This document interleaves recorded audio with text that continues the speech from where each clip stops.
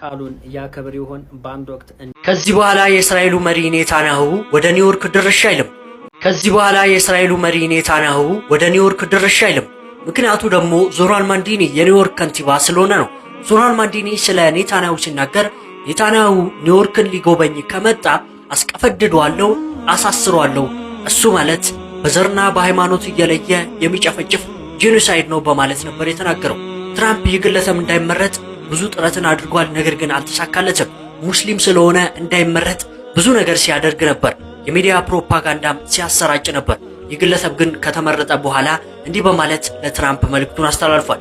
እየሰማኝ እንደሆነ አውቃለሁ፣ ድምጹን በደንብ ጨምረው። እኔ ሙስሊም ነኝ፣ እንግዲህ ኒውዮርክ የስደተኞች ሀገር ትሆናለች፣ እንደዚሁም በስደተኞች ትመራለች ነበር ሲል የተናገረው። አላሁ አክበር። ይህ የመጀመሪያው በአሜሪካ ታሪክ ውስጥ ሙስሊሙ ከንቲባ ነው። ለዚሁም ለመጀመሪያ ጊዜ ስልጣን ላይ በመቆም ከእስራኤል ተቃራኒ የቆመ ጀግና የ34 ዓመት ወጣት ነው። ሁላችሁም አላሁ አክበር እያላችሁ ይህንን አስደሳች መረጃ በደንብ ሼር አድርጉ። ቃሉን ያከብር ይሆን? በአንድ ወቅት እንዲህ ሲል ተደምጦ ነበረ፣ መነጋገሪያም ሆኖ ነበረ። የእስራኤሉ ጠቅላይ ሚኒስትር ቤንያሚን ኔታንያሁ ወደ እኔ ከተማ ከመጣ ያለምንም መወላወል ቀጥታ አስረዋለሁ ብሎ ነበረ። እሱ ብቻ አይደለም፣ በምርጫ ቅስቀሳ ወቅት በእኔ ከተማ ላይ የትራንስፖርት አገልግሎት ሙሉ ለሙሉ በነፃ የሆነ ኒውዮርክ ከተማ ውስጥም ብሎ ነበረ። ያንን ቃሉን ያከብራል የብዙዎች ጥያቄ ነው። በአሜሪካ ምድር ሙስሊሞች እንደ አሸባሪ ተቆጥረዋል። በአሜሪካ ምድር ሙስሊሞች አንገታቸውን ደፍተዋል። በአሜሪካ ምድር ሙስሊሞች ስልጣን እንዳይዙ፣ ምርጫ እንዳይወዳደሩ ብዙ ስራ ተሰርተዋል። አላሁ አክበር። የአላህን ስራ ተመልከቱ። አም ሙስሊም እያለ መሪ ሆኖ ተመርጧል። በላያቸው ላይ ተሹመዋል። ድንቅ ስራዎችን ሰርቶ እንደሚያኮራን አንጠራጠርም። ሙስሊም የሆናችሁ በሙሉ አላሁ አክበር እያላችሁ ኮሜንቱን በተክቢራ ሸብቁት። በደንብ ሼር፣ ኮፒ ሊንክ፣ ሪፖስት እያደረጋችሁ አዳርሱት። ኢና ሊላሂ ወኢና ኢለይሂ ራጂዑን። ሙስሊሙን ገለው ጨረሱት። በጎንደር 5 ሙስሊሞች ከኢሻ ሰላት በኋላ ሲመለሱ በታጣቂዎች ታግተው ተወሰዱ። አንዱም መንገድ ላይ ሞቶ ተጥሎ ተገኘ። 5ቱ ይኑሩ አይኑሩ አይታወቅም። ይህ የምታዩት እንግዲህ የሞተው ላይ ጀናዛ ሰላት ሙስሊሞች ሲሰግዱበት ነው። ይህ ነገር መፍትሄ ሊያገኝ ይገባል።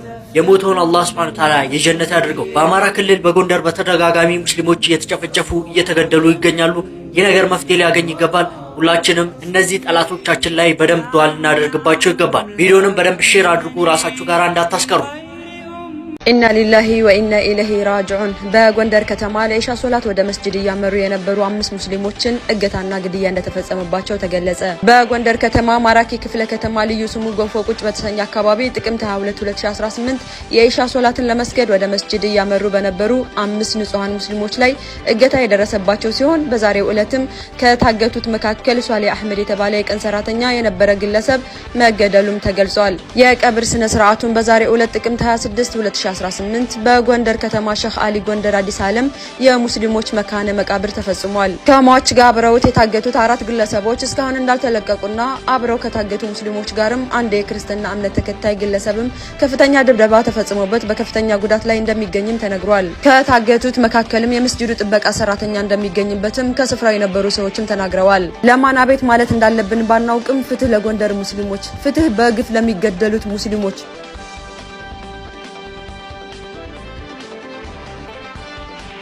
ሙስሊሞች ሊያርዱ ነውና ኦርቶዶክሳውያን ሁላችንም ተዘጋጅተን እንጠብቅ እያለ ነው። አንድ ቪዲዮውን ሁላችንም ተመልክተን እንመለስ።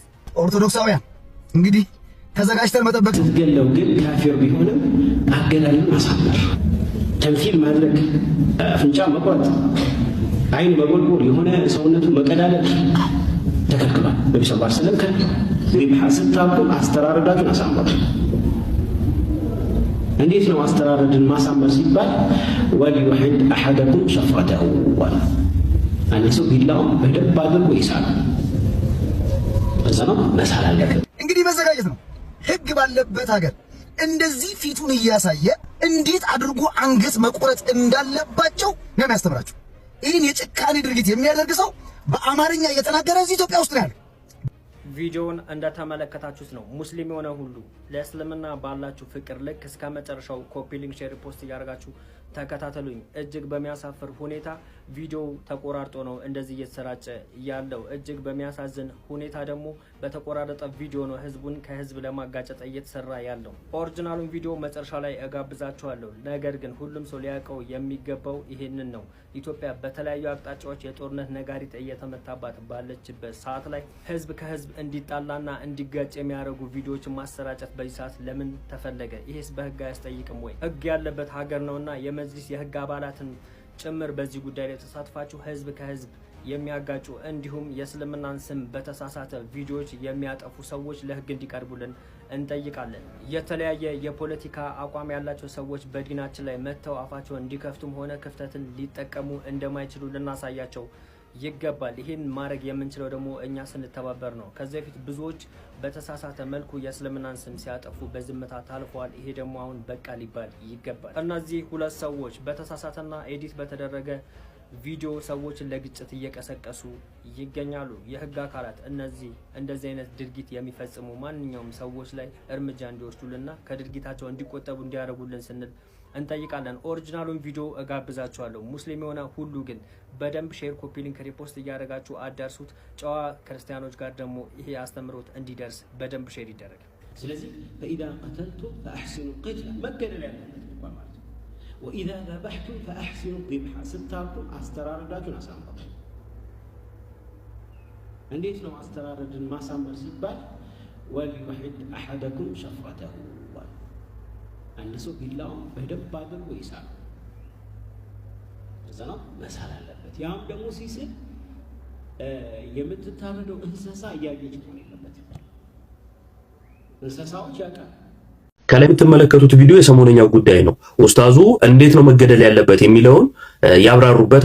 በቅድሚያ ሙሉ ቪዲዮውን ሳይቆራረጥ ማለት ነው ትላንትና በለቀኩት ቪዲዮ ላይ አሳይቼ ብዙ ክርስቲያኖች እውነታውን ስላወቅን እናመሰግናለን፣ እግዚአብሔር ይስጥልን፣ ከህዝብ ጋር ታጋጩን ብለው እንደዚህ በቃ አላርላ ሰውኛ አመለካከት ፌር የሆኑ ክርስቲያን ወገኖቻችን ማለት ነው ሪያሊቲውን ሲያገኙ አሚን ብለው ተቀብለዋል። ይሄ ደግሞ ካፈርኩ አይመልሰኝ ነው መሰለኝ አይኑን በጨው አጥቦ ማለት ነው እስቲል ውሸት ላይ ቆሞ ይሞግታል። ነገሩ ካለቀ እውነታው ከታወቀ በኋላ ለራሱ ማለት ነው። እውነታውን የምትፈልጉ ሰዎች ሼኹ ያለው ቢላው መሳል አለበት ያለው ሼኹ ለእንስሳዎች እንደሆነ ሙሉ ቪዲዮን አሳይቻቸዋለሁ። እነሱ ቆርጠው እንደሰሩት በትላንትና ቪዲዮ ላይ አለ። ያላያችሁ ገብታችሁ እዩ። ኦኬ። እና አሁን እያወቀ ህሊናው እያወቀ ከሆነ አሁንም ይከራከራል። አንተ ሰው ከሆንክ በተቆራረጠ ቪዲዮ የሰሩት ወንድሞችን ማለት ነው ህዝብን ከህዝብ እያጋጩ ያሉ ወንድሞችን ትክክል አይደለም የሰራችሁት ብለህ በውስጥ መስመር መገሰጽ ሲገባ ጭራሽ አሁንም ሌላ ችግር ትፈጥራለህ ማለት ነው። መልሳችሁ ደግሞ እኮ የሚገርመኝ ተመታን እሪ ትላላችሁ። እናንተ ራሳችሁ ደግሞ ችግር ትፈጥራላችሁ። አሁን በሰሞኑ አርሲ ላይ ባለው በተፈጠረው ጉዳይ ላይ እኛ አዝነናል። ሰላማዊ ነዋሪዎችን መግደል በእስልምና ትልቅ ወንጀል ነው። አንድ ነፍስ የገደለ የዓለምን ሰው እንደገደለ ነው ብሎ ቁርአን ያስተማረን። አልሐምዱሊላህ። ኦኬ፣ ይሄ ነው ቁርአን ያስተማረን። ስለዚህ ባየኑ ነገር አዝነናል። መሆን አልነበረበትም። ንጹሃን ሰው መገደል የለባቸው። ይሄ ነው የኛ አቋም። ግን አሁንም እነዚህ ሰዎች ማለት ነው ይሄን ሼኹ የተናገረው ንግግር ይዘው ከአርሲ ካለው አደጋ ጋር ማለት ነው ለመለጠፍ እየሞከሩ ፖለቲካ ለመስራት እየሞከሩ ነው። ተመለሱ። ወላሂ እናንተ ምናልባት መሀል ከተማ ላይ ተቀምጣችሁ ውጭ ሀገር ሆናችሁ ነው እንደዚህ የምታወሩት። እዚህ ግን ድሃውን ህዝብ እያባላችሁ ነው። ሙስሊምና ክርስቲያኑ ተቻችሎ እየኖረ ያለበትን ድሃውን ማህበረሰብ የኔን ቢጤ ማህበረሰብ ማለት ነው እያባላችሁ ነው ያላችሁት። መልሳችሁ ደግሞ እሪ ትላላችሁ። ይህ ተገቢ አይደለም። ሰው ሁኑ ፕሊዝ። ምንድነው ከእናንተ ጋር እንደው ኢትዮጵያዊ ተብዬ መጠራቴ ለራሱ እያሳፈረኝ እኮ ነው። ወላሂ በጣም እያፈርኩኝ ነው። ያስተዛዝበናል እኮ አንድ ሀገር ነው የምንኖረው። በተለያዩ ነገራቶች ላይ እንገናኛለን። ያስተዛዝበናል። ኦኬ ፌር እንሁን። ዛሬ የውመል ቂያማ ምን እንደሚመስል በአንድ ደቂቃ ውስጥ ነግራችኋለሁ። ሙስሊሞች ከሆናችሁ ግን ይህ ቪዲዮ ለብዙ ሙስሊሞች ይጠቅማልና በደንብ ቪዲዮን ኮፒ ሊንክ፣ ሼር፣ ዱት፣ ሪፖስት አድርጉ። ኮሜንት ላይም ሁላችሁም አላሁ አክበር በሉ። ይህን ቪዲዮ ከተመለከታችሁ በኋላ እያንዳንዱ የምታደርጉትን ነገር በደንብ ታስባላችሁ። ፀሐይ በጣም ቀርቧል። ምድርም ወደ ሰፊ ሜዳነት ተቀይራለች። ሰማዩም ተሰንጥቋል። የነበረው እያንዳንዱ ሰው ተሰብስቧል። እየተንቀጠቀጠ ስሙ እስኪጠራ ድረስ ይጠብቃል። የሥራዎች መጽሐፍ ተዘርግተዋል። ሁሉም ነገር አለ። ምንም የተደበቀ ነገር የለም።